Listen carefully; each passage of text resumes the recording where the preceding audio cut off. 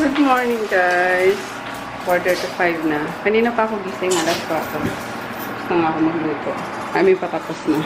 May pagetness. Naman. Init lang ako ng tubig for our coffee. Luto na yung kanin. And then, here na yung guys, yung adobo na binabad ko kagabi. Nino ko muna siya. Pan-seared na muna.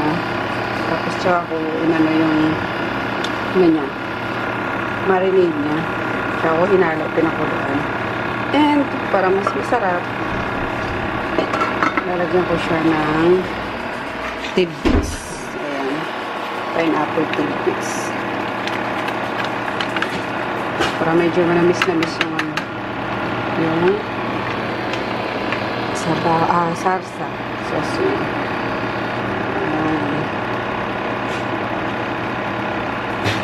Siya guys, yung pagluto ko sa kanya, slow cook lang.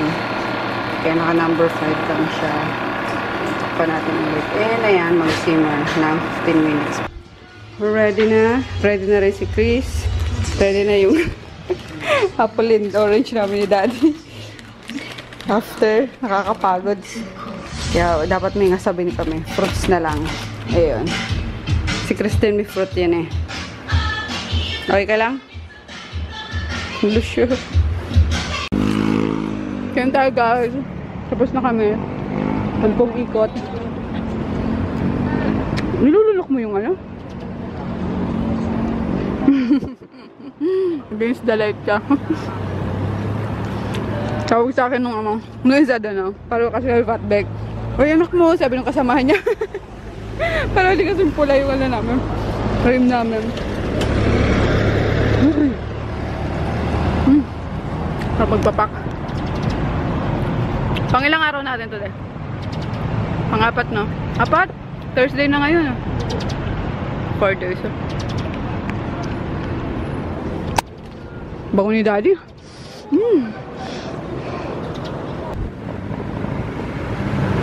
Antok! Galing kami sa school ni Chris, guys. Naganda lang, hinatid ko lang yung project niya. Hindi ko kasi na-print kagabi. Tapos nag-sign kami ng agreement dahil na-principal sa official last. Nag-book ako ng Grab. Mali na naman yung napindot kong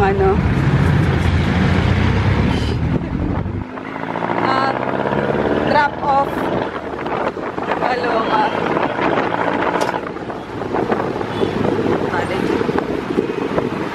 Uploaded na guys yung mga vlog, 2 araw. Nagsabay kong in-upload. Ayan, ayusin ko na lang yung yung details niya. Dito na rin yung anak ko. House school anak. Thumbs up. Bachoy. Lagi ka nakabantay, Maggie, no? Lagi ka nakasunod talaga. Ay, sus naman talaga yan, ay. Ay, sus naman talaga yan, ay. Ang meme na yan. Kurut. Ayan, pinaliguan sila ni Sel ngayon. Kanina, kasama si Poknat. Tapos bukod ko na lang paliguan si Grutin. Nagluto ako ng Mojos. Yan, kumain na yata si Chris. Then yung kaninang, ang itim, adobo. Madilim kasi. Ano? Ang bibigyan na yan. Sus naman talaga. Ay! Jesus. Lumabas pala yung magnanay. Bibili daw na si Sel ng pang-organic cake. Kaya nagpasabay na din ako ng panlagay bukas sa munggo. Kasi Friday mag-munggo ako. And then, ngayon magsisigang ako. Sinigang na baboy. Ayun lang guys. Wala masyadong vlog na. Kasi kapag mas gusto kong nandito sa bahay ngayon. Nangaraw na kami di umaalis. Para kala mo tagalin, no? Kahapon tsaka ngayon lang hindi kami. Ay umalis kami kasi pumunta ako sa school nga ni Chris. Pero wala masyadong ganap din. Tulog lang, pahinga, yun. And then next week ayun, full na naman tayo sa yung schedule ko punong-puno na naman. Yun, may mga nakasked akong meeting kasi magpapa-COD na ako. May nag-contact sa akin ng isang service na parang pick and ship siya. Tapos nag-COD sila. Tinigil ko kasi yung COD sa ano sa Zoom ata yun before. Zoom ba yun? Kasi grabe, ang laki nang hindi na ibalik sa akin guys. Although, ayun, parang nagtiwala kasi ako sa rider nila. Then, ayun, laki nang hindi na ibalik sa akin. So, kailangan ngayon, this time, yan na may kontrata ng pipirmahan para, diba, hindi naman ako lulit sa mga produktong nawawala sa akin. Kaya, ayun, nag-COD na lang ngayon sa, ano, sa, Shopee na lang kami COD ngayon guys. Pero yun nga, sabi ko kapag nagkasundo kami sa ano sa courier service na to regarding sa COD is baka ibalik ko yung COD kasi 'di ba para mas less hassle na din sa mga ano sa mga buyer na pipila pa ng bangko lalo na sa BPI at video laging mahaba yung pila diyan. So ayun, sana maging okay. So next week yan naka-schedule for meeting. And then maglalagay ako sa ano sa may bunga Pasig ng concept store kasi may mga area sa Pasig na wala pang reseller. So maglalagay muna siguro ako doon para siyang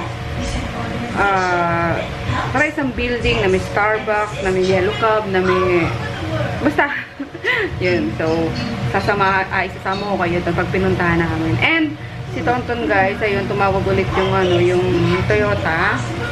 May ano na daw, may ni-repair lang for final. Ayun, di ko alam. And then, yung gulong kasi na disgrasya daw, na ano na, tawag dito, sa butas. Ayun, pati yung ano nga, pati yung, ano ba tawag doon? Yung rim, ano ba tawag doon? So, yun, nadali din. Kaya, bad trip na si Froggy, diba? Naka-TRD pa naman yun. So, kailangan mapalitan nila yun. Kaya pala tumagal. Kaloka. Ayun lang. Sana makuha na namin. Sabi naman kanina, pagtawag ng taga Toyota, either bukas or Saturday daw, pwede na namin makuha. So, sana yung ang pinoproblema ko, yung rim ba tawag doon? Yung gulong, yung sa loob ng gulong. Kasi na pumutok ata yung may something na nagulungan ata na anong tawag doon daddy sa gulong? Yung nadali? Yung tumis? Hindi, yung gulong na naka-TRD. Rim ba yun? Bugs pala. So yun, nadali siya kaya. Hindi siya minor scratch. Parang binareta eh. Hindi naman sinasadya, aksidente naman. Pero sabi, papalitan naman daw. Na-order na ata. So kaya napatagal lang ng konti nga guys. So hopefully, kung hindi bukas, tomorrow, kunin na lang natin yun para yung reserva TRD na. Kasi magkakaproblema tayo sa lug nuts, gawa ng namin yung stock yung iba yung lug nuts nun eh. Sige, tingnan natin. Kunin na rin natin. Akala ko pa papalitan mo yun. Kasi pag pinalitan nila yun, kanila na yung yung na-disgrasyang mugs. Yung gawin natin reserva, palitin natin yung stock. Wala tayong... Wala naman pagkaplatan tayo, iba yung Baka ba, hindi papayag mas maliit yung eh. Brand new yun. Wala ka may pag-usap sa sa Toyota. So basta yun lang guys. Sana Saturday makuha na namin kasi by next week puno ang aking schedule na naman. Kasi yung lug nuts nun. Magluto tayo ng... Saan ba yun? Beboy. Sinigang na beboy. Shhh! Higitot! Dito kayo. Ayan mo ba ulit sila sa bibili ng ng pagkain ng aso. Yun. Here's the konting... Ano ba to? Kangkong. Tapos... turnip. Turnip. Pasosyal pa kasi. Labanos. Tsaka gabi. Turnip. Parang gagawin na singkamas dyan. Siyempre, kulang pa yun eh. Wala tayong talong. Ayun, kailangan pa nun ang kamatis. Yun, magtira lang tayo ng kamatis. Kasi bukas, kakailanganin ko sa... Ano ba yan? Tunog na tunog cellphone ko. Sa munggo. Ano ba? Ito. Kailangan natin ng daan. Ito. Sili. Ano pa? What else? Ah, yung talong. I forgot the talong. Opo, wait lang po mga suki. Magluluto lang po ako. Ayan, pag tunog na tunog yan guys, order yan. Or inquiries. Eh, yun. Sarap ng mga kiwi. Naku, ayan na. Na nakataste, may tumatawag na. Wait lang po, ayan na po. Naku, international pa. Hello? Opo, ma'am. Sige po, forward ko po ngayon sa inyo. Ay! Pauwi na siya bukas sa Davao po. Ah, okay. Kaso ma'am, sa ano siya, sa Takurong po. Tsaka Davao City. Ah, sige pa. Opo, sige pa. Forward ko na ngayon din. Bumili din pala kami ni Chris ng ano. Ayun o. Yun. Hotdog on stick niya. Nang ano. Yeah. Uy, sus, ikaw makaipon. No? Hold it, daddy. Hold it. Inom muna tayo ng algae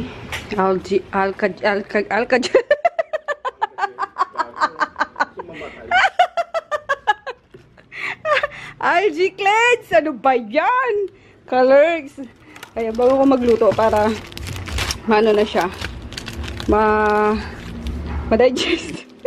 Joke lang. So, pang ano pa lang namin to guys. Pang-4 na gabi. Ayan. And so far, I am 121 pounds na lang ngayon. And si daddy, ilan na ba ako sa'yo daddy pounds?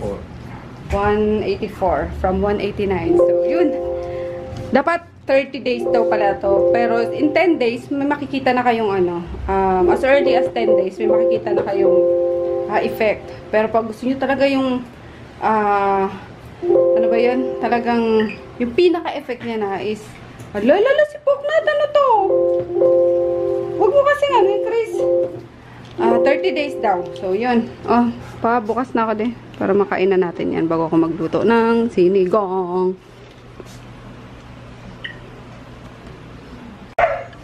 Nasa Facebook pala yan guys ha. Hanapin nyo na lang, algae cleanse.